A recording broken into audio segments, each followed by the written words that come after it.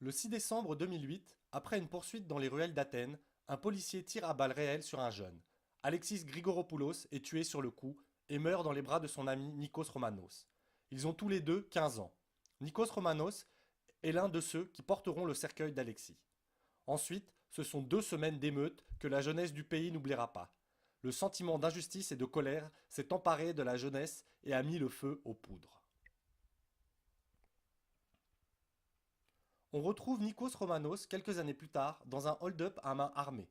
Pris sur le fait, Nikos et ses comparses, qui avouent que le motif de leur crime est la cause anarchiste, se font torturer toute la nuit par la police, qui décide de publier les images des jeunes torturés.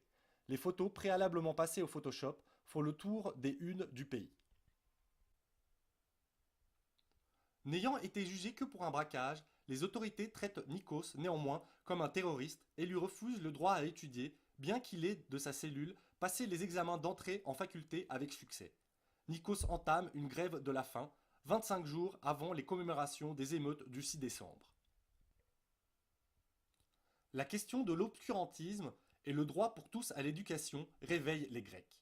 7 mairies dans Athènes, une dizaine dans le reste de la Grèce, de nombreuses universités sont prises d'assaut et occupées jour et nuit, alors qu'en dessous de la fenêtre d'hôpital de Nikos, les foules s'amassent. La santé du gréviste se détériorant, les militants le soutenant deviennent de plus en plus nombreux, allant de la communauté anarchiste jusqu'aux sympathisants de Syriza.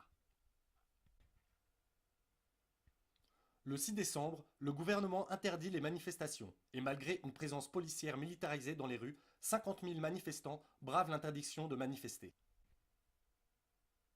Le 9 décembre, après 30 jours de grève, Nikos Romanos, épuisé, est à l'article de la mort. Le climat est tendu. Le Parlement lui dédie une session entière et le représentant du PASOK, pourtant l'allié du gouvernement Samaras, en arrive même à dire que nous ne pouvons pas aller aux urnes des présidentielles dans quelques jours avec une mort sur la conscience. Pour la première fois depuis le début de la crise en Grèce, la nouvelle démocratie et M. Samaras se retrouvent isolés avec tout le reste du monde parlementaire en faveur d'une loi qui permettra à ce prisonnier, mais aussi aux autres, d'étudier. Για να στείλετε ένα μήνυμα προς αυτόν τον άνθρωπο, ο οποίος εν αντιθέσει με όλους όσοι μίλησαν με την οξύτητα με την οποία μίλησαν διεκδικώντας το θάνατό του, είναι διατεθειμένος να πεθάνει για τις ιδέες του. Ποιος από εσάς είναι? Πόσες φορές έχετε αλλάξει την ψήφο και τη γνώμη σας κάτω από εκβιασμούς? Πόσες φορές έχει έρθει εδώ, σε αυτήν την αίθουσα, εκβιασμός της Τρόικας και κλαθμυρίζετε ότι δεν πιστεύετε, δεν θέλετε, αλλά ψηφίζετε. Une loi proposée en urgence le 10 décembre par l'Assemblée stipule la possibilité pour tous les prisonniers de pouvoir aller à l'université avec un bracelet électronique. Nikos déclare « Bien que le bracelet soit coercitif, je l'accepte » et met fin à une grève de la faim de 31 jours.